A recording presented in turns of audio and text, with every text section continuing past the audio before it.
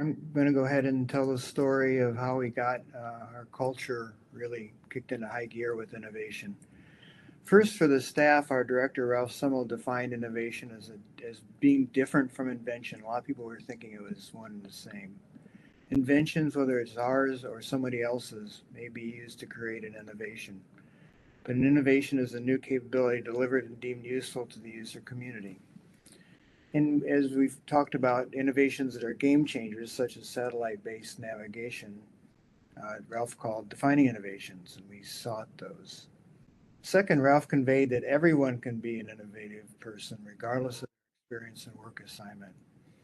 And then third, he empowered the line executives to set fashion initiatives and experiments aligned with the strategy to practice and enhance our ability to innovate. So the team, through surveys, uh, realized that certain aspects of our APL staff work environment needed to be adjusted to make innovation to a higher level. After reviewing hundreds of papers and articles about innovation, we settled on an article by Fayard and Weeks called Who Moved My Cheese, published in Harvard Review. That expressed the key aspects of innovation that we could easily explain and implement. They identified three P's: permission, proximity, and privacy as needed for the innovation work environment.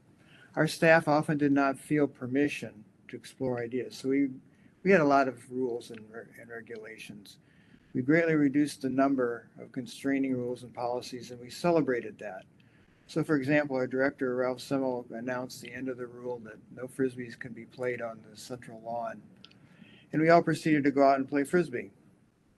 We also began to greatly expand the number of collaboration and teaming spaces for staff to mingle and work in proximity to complement our already semi-private offices.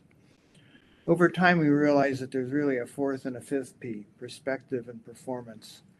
Research in our own experience has shown that team members with different perspectives are more likely to have novel solutions than team members with similar backgrounds. Also, our goal as a mission-oriented organization to achieve defining innovations led us to a performance metric, which is essentially impact or the potential for impact. In parallel with exploring these cultural attributes, we began to establish innovation initiatives. As expected, some of the innovations worked, some didn't.